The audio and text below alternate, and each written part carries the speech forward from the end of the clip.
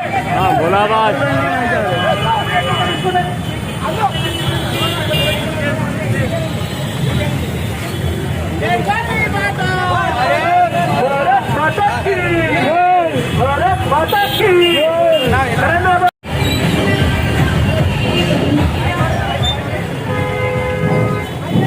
ఇప్పుడు మన డాక్టర్ అరవింద్ గారు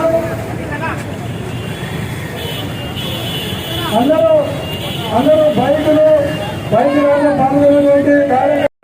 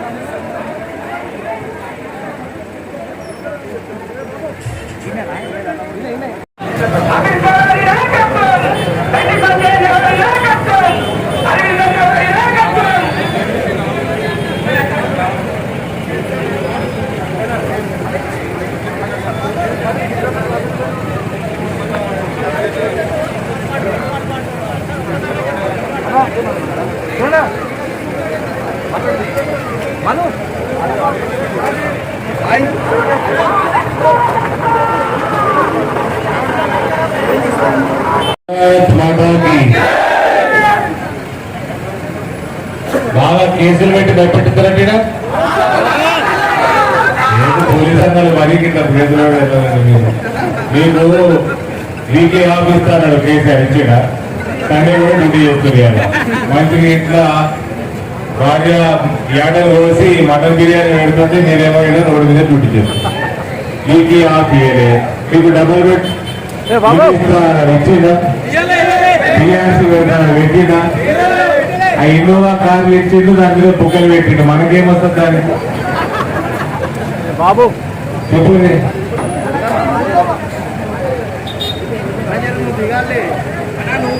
శ్రీనివాస్ గౌడ్ మన డివిజన్ అభ్యర్థి భారతీయ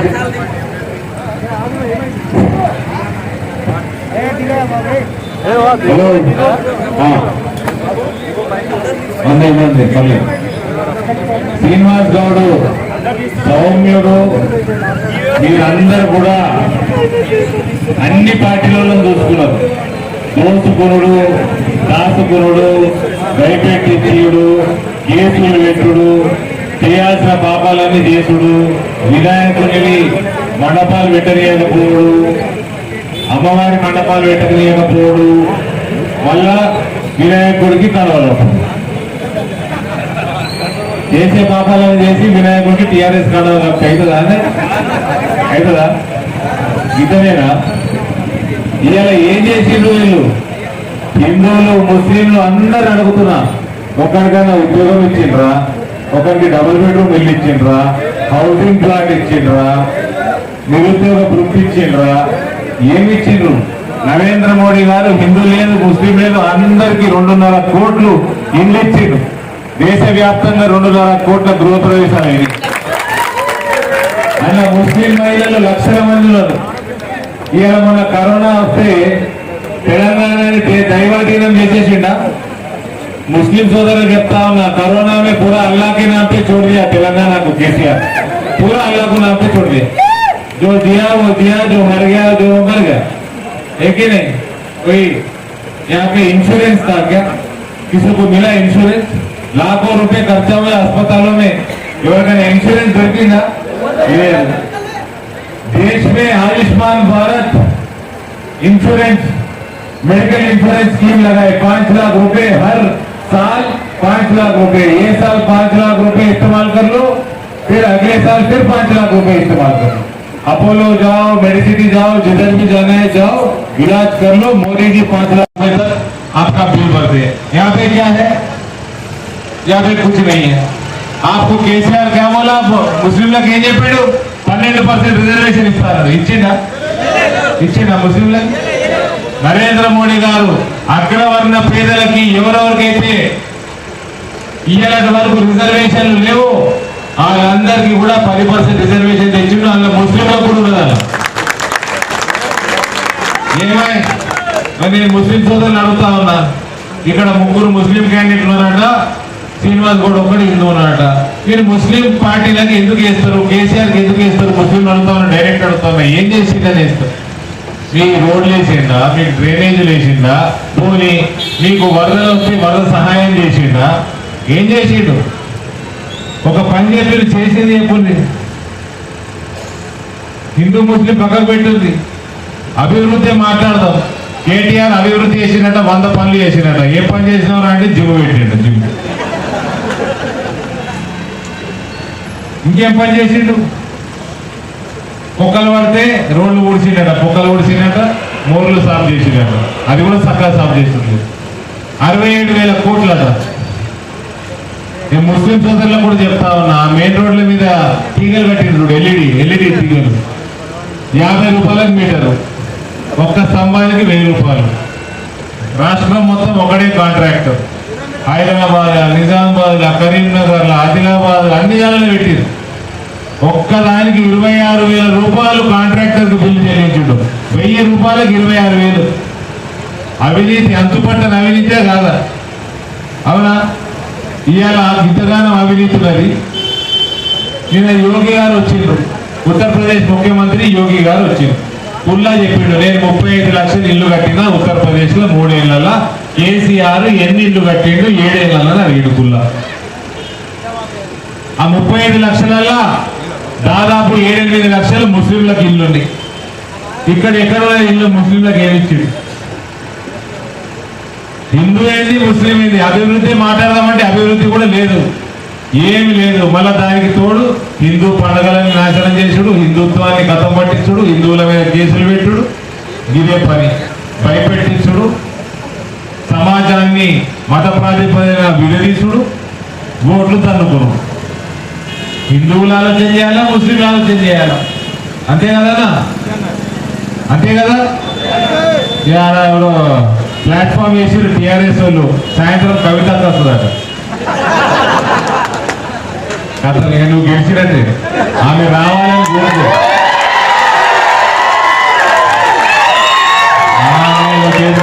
దేవుడు సాయిబాబా పేరు మొక్కుకో. ఆమె 5 గంటల లోపల 7 ఉన్నా ఎంత బిజీగా ఉన్నా 5 గంటల లోపల రావాలి, వచ్చి అర్ధగంటన మాట్లాడాలి కనీసం. మొక్కుకో, దేవుడు మొక్కు గట్టిగా. వినాయకుడు బొమ్మ ఉందా? ఉన్నదా? ఏడున్నది?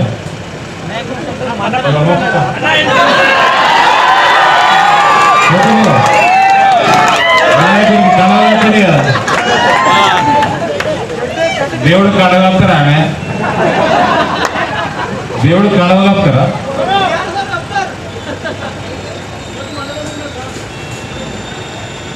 వినాయకుడు నవరాత్రులలో మండపాలు పెట్టనియారట, డీజేలు ఎత్తుకపోతారట.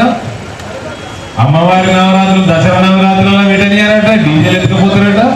ఎలక్షన్లు రాగానే దేవుడు కడగలుగుతారు. ఇది టీఆర్ఎస్ రాజకీయం. ఇక నిన్న కేసీఆర్ వచ్చాడు లాల్ బహదూర్ స్టేడియంలో, చదువుతా ఉన్నాడు సుత్తి. అన్ని ఇవి చేసిన, అది చేసిన, ఏదో చేసిన, అవన్నీ ఎంత పెద్ద సుత్తి అంటే 14 విన్నాము, 16 విన్నాము, 18 విన్నాము, 19 విన్నాము, 20 వింటున్నాము. గణేష్ స్పీచ్ అప్పట్లో రాసుకున్నాడు, ఆ ఫైల్ తెచ్చుకుంటాడు, మళ్ళీ అదే పనిగా 5వ సార్లు అవుతుండే అదే ఫైల్. మళ్ళీ అది ఎదురుగాకి వెళ్ళి అందరూ చూస్తున్నారు, వారు నమ్ముతలేరు. నేను చెప్పేది గొప్పలు కాదని ఆయనే అంటున్నాడు. మళ్ళీ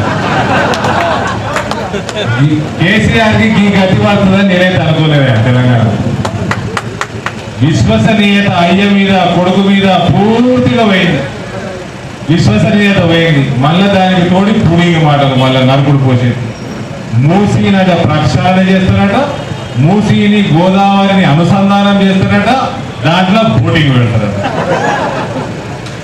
పోలీసు అన్నలా చెప్తా ఉన్న బోటింగ్ టికెట్లు కొనుక్కొని జల్లి కొనుక్కొని, లేకపోతే సాయంత్రం వస్తున్నది కదా అహనా పెళ్ళంటే సినిమాల కోట శ్రీనివాసరావు పట్టేసుకొని రేపు వీళ్ళందరూ కలిసి టీఆర్ఎస్ పార్టీని బొంద పెడతారు, ప్రభుత్వంలోకి వెళ్ళి వీక్తుంది. దాని తర్వాత ఆమ్దాని బంద్ అవుతుంది కదా, ఆమ్దాని బంద్ అయితే వీళ్ళు ఉండలేరు. కల్వకుట్లో ఏం చేస్తారు అనుకున్నాం? ఆమ్దానికి ఇట్లా పెట్టుకొని బోటింగ్ టికెట్లు అమ్ముకుంటారు. 10 కపీస్ 7 అయితే బ్లాక్ చేయాలా, బ్లాక్ పని సంపాదించాలి. గిది కల్వకుంట్లో పని. నిన్న యోగి వచ్చిండా, ఈయన ట్యాంక్ బండ్ల కొబ్బరి నింపిండా. ఒక టీఆర్ఎస్ వస్తే కొబ్బరికాయ తీసి నెత్తి మీద కొడరు, అది నింపలే. మళ్ళీ ఏదంటే మూసి ప్రక్షాళన చేస్తారట. యోగి గారు వచ్చింది కదా, యోగి గారు మోదీ గారి స్కీము నమో గంగే స్కీమ్ కింద గంగా నది ప్రక్షాళన చేసేసి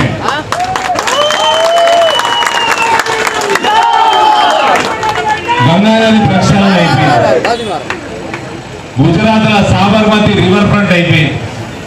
అన్ని పనులు చేసుకొని వచ్చి మేము చేసినాము, ఇవన్నీ చేసినాము, 35 లక్షల ఇల్లు కట్టించినాము గరీబులకి. ఇక్కడ ఏమైంది అని అడిగితే దానికి జవాబు చెప్పక ఏదో సుత్తి పెట్టింది లేదా లాల్ బహదూర్ స్టేడియంలో. పిల్లగాళ్ళు నిద్రపోయారు, ఆడవాళ్ళు చెవులు మూసుకున్నారు, లేచి వెళ్ళిపోతున్నారు. ఎప్పుడు ప్రోగ్రామ్ అవుతుందా, ఎప్పుడు సాడేసంతా కూడా ఎప్పుడు ఇష్టపడతారు పోతారా లాల్ బహదూర్ స్టేడియంలోకి. శని దాపరించినట్టు దాపరించి వీళ్ళు కల్వకుంట్లో రాష్ట్రానికి. అవసరమా మనకు? అవసరమా? ఈ పిల్లగాడు మంచోడే, మంచోడు. ఒక మంచోని ఎన్నుకోండి. ఊగే గూండాలని కేసులు పెట్టించుకుంటా భయపెట్టించడంలని, అవినీతి చేసేటోళ్ళని, కోట్లాది రూపాయలు సంపాదించడంలని, 10,000 రూపాయలు ఇవ్వలేని ప్రభుత్వం వరదలు వస్తే మళ్ళా మార్చిలోనే ఎలక్షన్, నవంబర్లో ఓడిపెట్టమన్నాడు. ఎలక్షన్ కోడ్ ఓడి తెచ్చుకోమన్నాడు. ఎలక్షన్ కోడ్ వచ్చింది, ఎలక్షన్ కమిషన్ పైసలు పంచడం ఆపింది. అయిపోయినాక ఇస్తుంది అనుకుంటున్నారా మీరు?